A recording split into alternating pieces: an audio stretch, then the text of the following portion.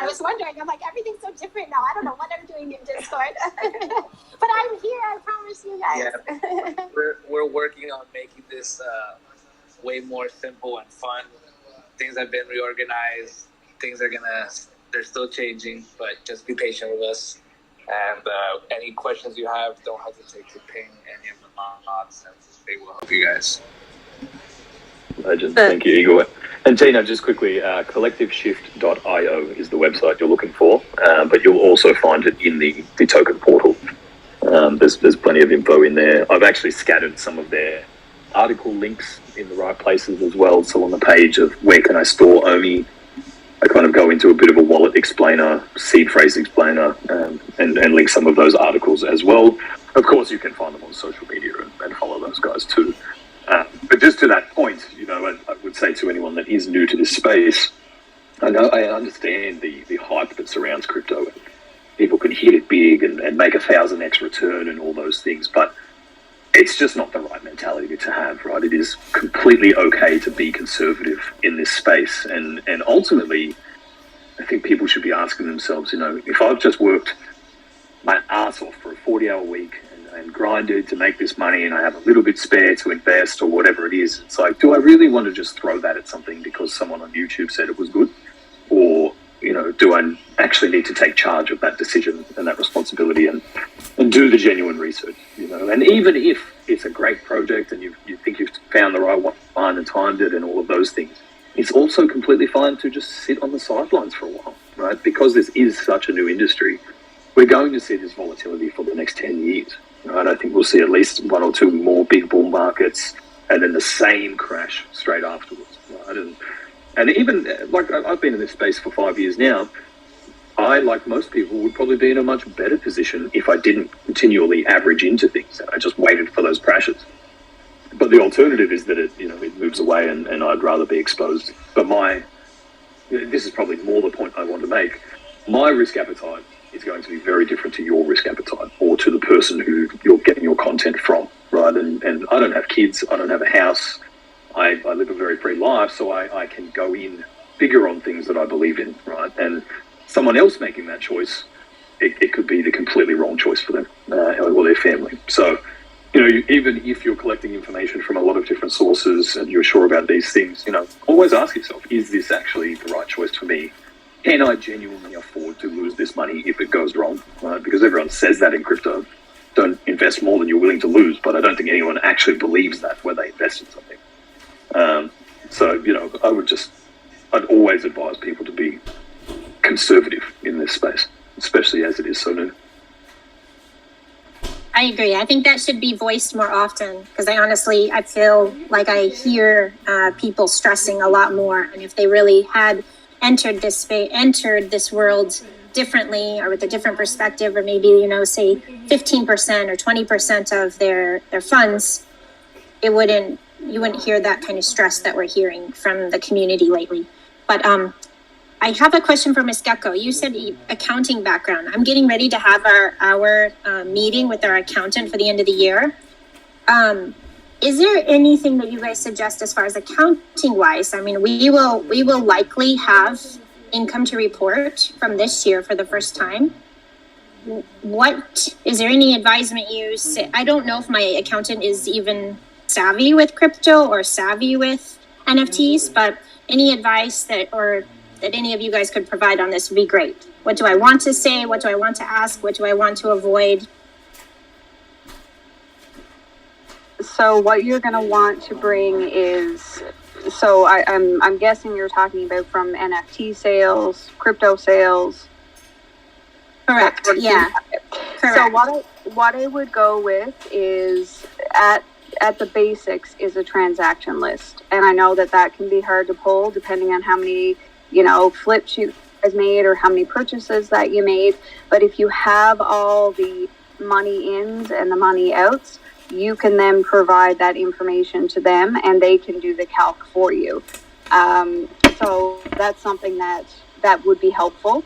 They're essentially going to end up treating it the way the stock markets, or like if you were buying and selling in the stock markets, that's what I'm reading. And again, I'm in Canada. But what I'm reading is that's how they're treating these items when they're going to report them. So I don't know if that helps at all. If you are on the business side of things, of course, your NFTs will have to be subject to fair market value. So that's definitely going to be different than the price that you bought them at if you bought them, 8 or 10 months ago. So what I will go, like I said, at minimum is with a listing of transactions, what you guys have done. Yeah. Okay, perfect. That's what I've heard as well. I might just add to that. I do taxes across a number of jurisdictions, depending on sort of where I live and where my business is set up and all of those things. So typically I have an actual crypto tax accountant. But there are some software tools out there, Coin Tracker, I think, Coinly as well, where you sort of punch in your addresses and it would effectively do the calculations for you. Because any gas fee you've ever paid, any of those things are all deductible as well. So typically when I provide documentation to my accountants, they want the list of transactions, which you can export from exchanges, the deposits and withdrawals as well, and any sort of, if I'm using a DEX or like a decentralized exchange, then that record is really my own record as opposed to, what you would get from a centralized exchange. But one piece of advice I would give people too, if they are underwater at the moment and just holding on, don't be afraid to harvest losses before the end of the financial year, because if you have income to report or if you've made some gains, but maybe you have an NFT or two that is underwater, you could sell that and cancel out those gains so you don't actually end up having to pay tax on that item. And then if it's something that you believe in, and this, get the right advice depending on where you are in the world. In most places, if you sell an asset, you have to wait 30 days and then you can buy that back. So you could harvest those losses between now and the end of the year, and then at the start of next year, rebuy that same asset if it's something you really want. So there's always ways there to cancel out having to actually hand over money, especially when it's a bear market. Okay, perfect. I've heard the same too. I can't remember the YouTuber, but he had said that's how he was offsetting his. If he bought something for too high, he would basically sell it, take the loss on it, then buy the same thing for half the price or a third of the price. So that's interesting. Yeah, that falls under the wash trading stuff. In normal stock markets, you can't do that, but they don't have that in crypto. But something to plan for in the future is you're resetting your entry point.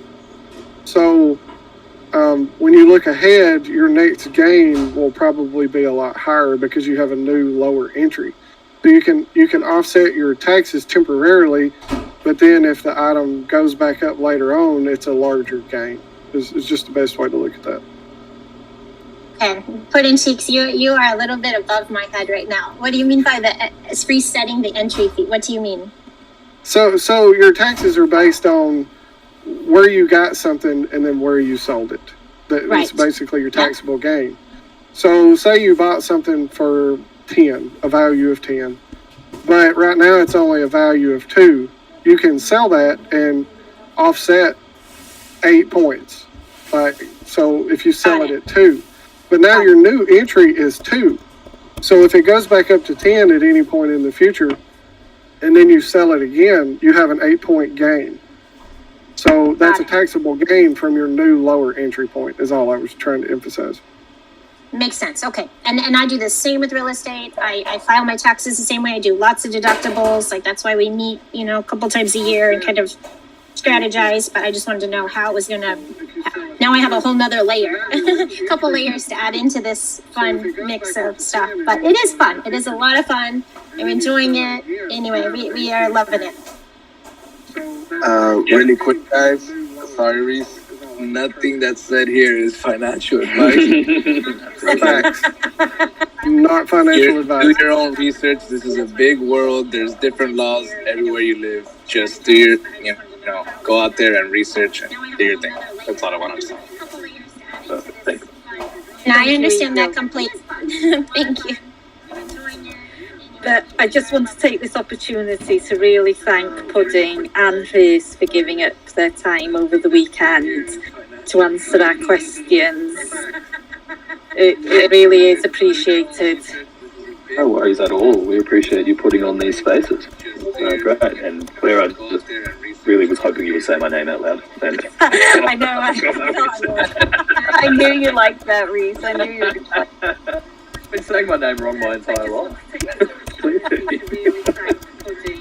Yeah, and also sharing information like this is, you can only imagine Dan's reaction when we presented a lot of these proposals to him. It's just like, it's very overwhelming when you stand and look at the entire OUP as a whole.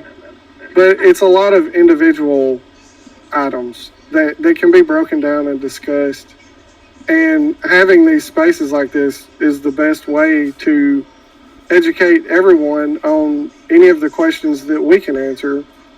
And I'm more than happy to do it. It's just, I enjoy this community. I've been here the whole time. I'm a passionate follower of the whole project, as well as I get to have a little input on the OUP side of it. So I think it's great having things like this. And the more we all know together, the easier it is to share when the community levels up in size again. Because I've mentioned it in the past, when veve really took off in the middle of February of 2021, it was a handful of us on Telegram that had been in the community up to that point. There was probably 15 or 20 people that we were helping educate that entire growth period on Telegram. So then as everyone else comes in and understands the project and the nuances of how things work, they're able to share that with more people. So it's like, if we don't have these kind of spaces, then it's harder to grow that community in a knowledgeable way. Yeah, exactly right. And to the point earlier about collecting feedback on the OUP, this kind of open discourse is where we get the most feedback. But if I get the same question in all of the spaces, then it's like, okay, well, there's a pain point that I need to make sure we're addressing properly. So yeah, they're always the most valuable conversations. I do have a question from somebody below. They're asking if there will be the similar type of article for veve for the MCP. I don't think so. So there is an article on the veve blog that details the MCP and sort of how that will work, but it's a much less, I won't say it's a less complicated system, but it's probably a lot easier to understand, particularly as you're not dealing with assets that have some sort of financial value, like we do with the OMI token. It's more of you're receiving points and you can spend those points. Those systems, I think, are generally easier to understand because we're all used to them already, in games and mobile games and applications, whereas something that does interact with an asset that you can buy and sell externally to the platform, there's obviously a much steeper learning curve there. So I don't know that it's necessary to put something out with as much detail for the MCP. So what you have out for the MCP right now, are there any changes coming for that, or is it still going the way it's? I think as it is, it will roll out as it is, and then any changes will probably happen after the fact if we see that something isn't really operating this way or that way. But to be perfectly honest with you, I don't have much to do with the MCP. That's on the veve side of the house. I live in economy land these days. But just to run by you, Reese and Pudding, we're going to call on you at another time because Miss Slammy came up with this absolutely brilliant idea where we could run like a quiz where we ask questions, where the answers are in the OUP portal. So it'll be a way for the community to find the answers, but also a way for us to test the authors. It's funny you say that. We had kicked around the idea of planting some real Easter eggs in the OUP and really just trying to, it sucks that you have to incentivize people to go and read content that affects their lives, but it's just the way that we operate. So, we'll definitely look for ways to sweeten the deal a little bit, go answer this question quickly and we'll give you a prize, or find this little Easter egg here and plant those things in places where the crucial information is. So yeah, definitely on the cards. But if you want to set up a quiz, feel free. Oh, brilliant, thanks. But talking about quiz, we've got a few giveaways where Eagle is going to take the floor and hold them for us. Trace and Pudding, it's completely up to you if you want to stay and talk decon with us, but we know you're busy. If you need to shoot out, then, you know, feel free to do so. But just wanted to say thank you once again. And then I just want to kind of introduce Eagle as the community manager of Discord as well. It's his new position, and congratulations to you, Eagle. And brilliant being able to work with you. So I'm sure everybody in the community from the Discord knows you very well, but for people in the audience that don't, I hope you get the time to get to know Eagle, and you'll always find him in the Discord. Yeah, absolutely. I'll second that. Massive congratulations, Eagle. No one does it better in this community, so we're all very blessed and lucky to have you. And yeah, I'll stick around this week. I'm sharing a bit of DesignerCon excitement ahead of next week. So yeah, take the floor or do your giveaways and get cracking on that. All right. Thank you guys very much. Thank you, Claire. This Discord is very important to me. I've never been on a Discord before in my life, before veve. I consider myself the masses. I don't know much about crypto. You know, I know about collectibles, and I know about making friends, and that's what I, specialize in. And I've tried to become friends with each and every one of you. And this is really awesome for me to see all of you here and be in a safe place where you can speak your mind. It's not an echo chamber. You could have your opinion, but be respectful. And, this is a great place for the women of our community to have all the discourse that they want, join in on the voice channels. We're creating these clubs in the Discord that they're not veve official clubs yet, hopefully one day, but these are clubs made by the community. The giveaways are all done from the community. So there's the comic club, the Disney club, and the art club, and it's all based on activity. And you guys could get these badges. You earn them from the club trainers that we have there. You earn the badges from them, and secret channels open up, and all types of fun stuff is going to open up for you guys. But enough of that. We're inside the Clubhouse chat right now, and we're going to do a code breaker. So for this code breaker, you have to, in order to win, you have to press ! followed by a 6-digit code. This is from the 2FA code that we selected. I'm going to be giving you guys clues. You guys can start guessing whenever you want. ! Followed by 6 digits.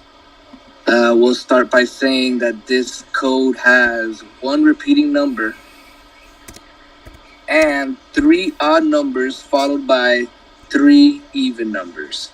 So it's 3 odd numbers followed by 3 even numbers, and 1 number repeats.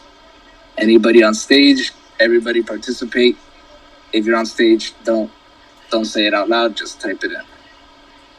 Yeah, the only people that know the answer is me and Eagle, so there's no cheating going on, so me and Eagle won't be trying. Yeah. Anybody else can. Oh, so Brown Ed got the first 2 digits correct. 33 is the number that repeats in this code, and it is odd. So there's 1 more odd number missing. Ooh, Sensi Dana got it right. 335. Those are the first 3 digits. 335. Now you need 3 even numbers. Ooh, somebody won. Smells fun. The logo creator. Yay! That's so Congratulations. No way! Right. Congrats! That's how you do it. So, what is the prize, Claire? It is one of the community donated collectibles. From the Granola Games from times past. Do you know which one we're giving in this one? To Smells Fun? Only because she's one of my favorites on the app, and I know she's in there.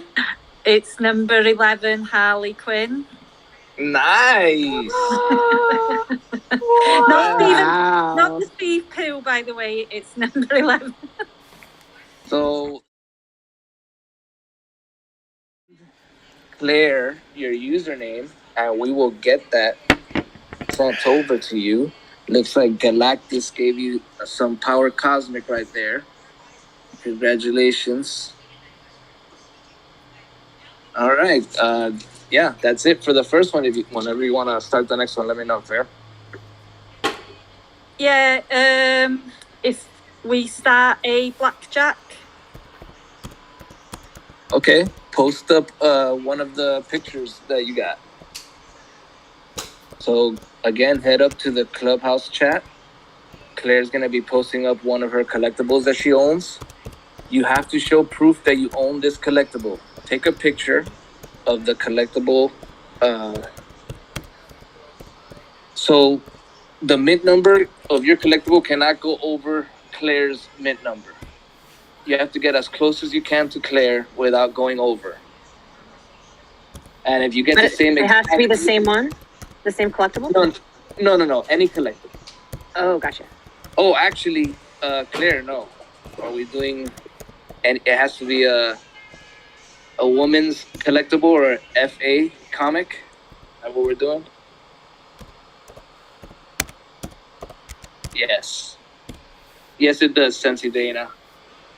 Let's make it a female character or artist from comics or any other. So Claire's gonna post a picture of the collectible. Do not go over her mint number.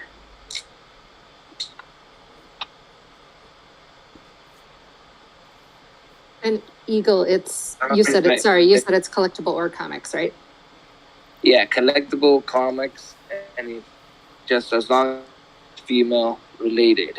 So we have Queen Ramonda from today's drop, 2867. That is the number you're trying to get. Do not go over that number. And if you get blackjack, I'll hook you up with a lot of XP as well.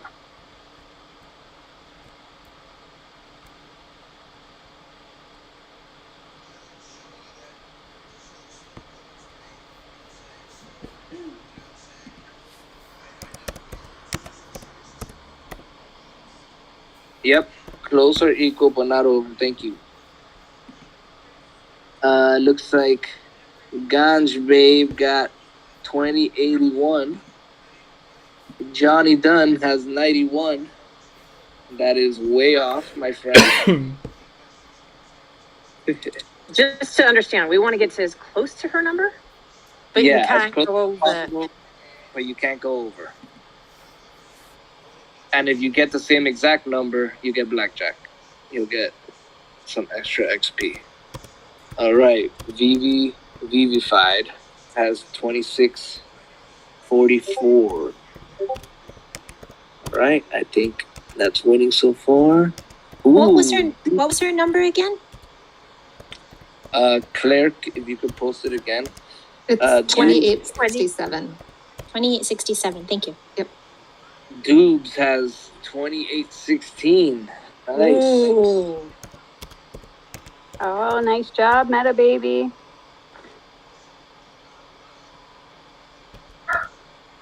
Oh, I think 2854.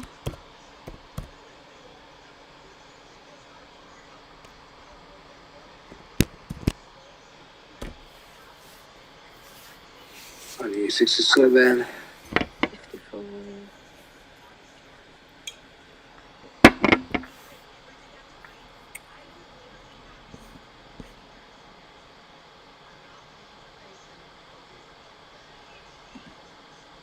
I think Dana is the closest so far.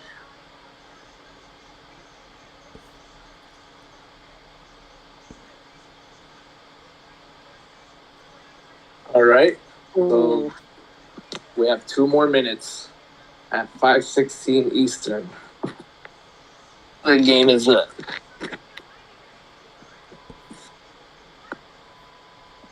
Let's see.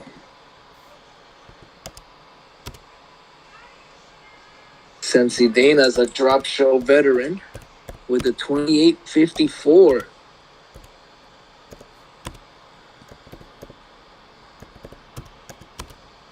Man, Sensei Dana.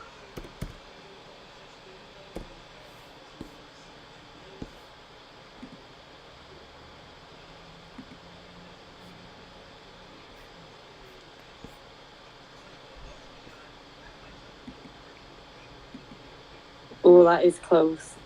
Yeah, I think Sensei Dana might have this one. Nice try, Northern Pirate. That's pretty close. Elsa.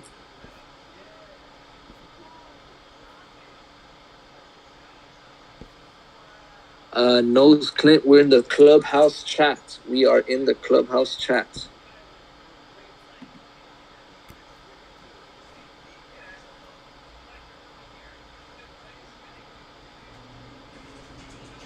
All right, that's it.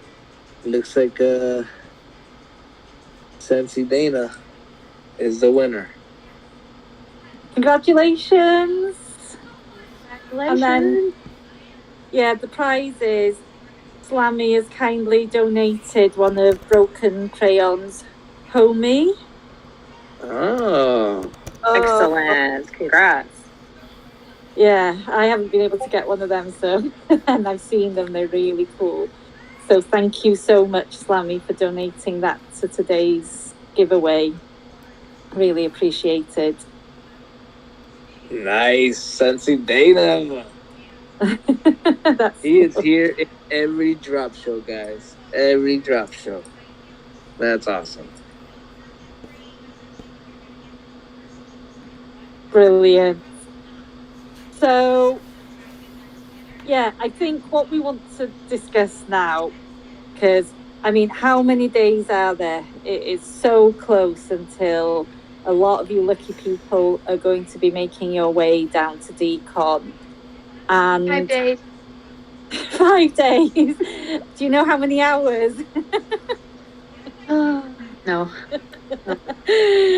Oh no, fair play. You've been working so hard to help so many people in the community by trying to roommate. I'm sure you're one of the first people that's going to enjoy having your drink and relax when you get there, bless you. Absolutely. But yeah, you're such a star doing that. And then one thing we've just done as Women Ex Vivi is speak to Alison Bamcat, who is actually one of the featured artists this year at Decon. And I'm just going to hand you over to Miss Gecko, who's going to give you a bit more detail while I put some pictures that Alison has shared with us of her billboard so that you will see when you go down there. Over to you, Miss Gecko. Hi. Yes, so I just had the map up so I could, figure out how to get there from the veve booth. So veve booth is sort of down in a corner, and she's like a diagonal, a little ways away. So maybe like 5 booths over, 5 booths up. So Alison is just looking at what she has there, the skull with the couple of eyeballs popping out of it. Like, it's the style that we're going to see here. I think is going to be incredible. What are your thoughts, Claire? Oh, I'm really, really excited. And having spoken to Bamcat, she is one of the artists, and Eagle can vouch for me when I say she's really active, actually, isn't she, in the Discord? She comes into the women's chat quite frequently, even if it's just to say hello. And just feeling her excitement of being the featured artist, but her disbelief that she was chosen, and just sharing that discussion with her was just so lovely, and how excited she is to see the veve family. And she said for you to pop there and see her during, because she might have some pins to give away. But honestly, if you're lucky enough to go. So she's in booth. Okay, get this, because we love these kind of numbers. 2222. So you're not going to forget it. So make sure that you stop by because, like Claire said, she is a featured artist. If you guys check out her, you can check out her website. You can check her out on Twitter as well. She has a set of 4 pieces that she's put up here, psychedelic creatures that are painted. So for me, when I see physical pieces of art, you know, in a digital format, I find that just so interesting. So I'm not sure if these are the ones that she's going to feature at DCon. I know she's bringing some of her art with her. I also know that she is going to have a drop, hopefully during DCon. It's not been officially confirmed yet, but all she's told us is it's kind of hidden in plain sight. So when we see it, we'll realise we've been looking at it. And it's behind her in the video that she's done with us only the other day. But yeah, you'll see I'm going to have to rewatch.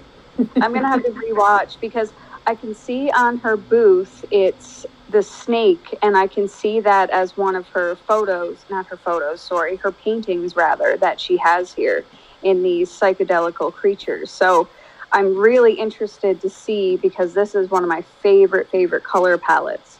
So I can't wait to check out this booth. I also wanted to mention that we've been talking to her about DCon as well.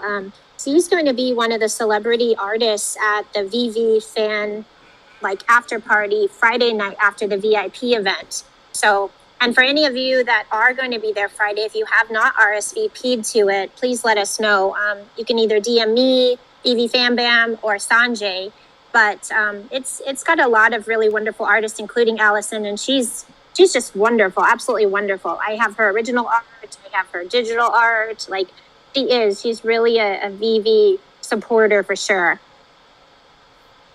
So one of our friends, Risk, from the community, put the floor plan right there, a little layout for you guys if you want to check it out. Thank you. Thank you.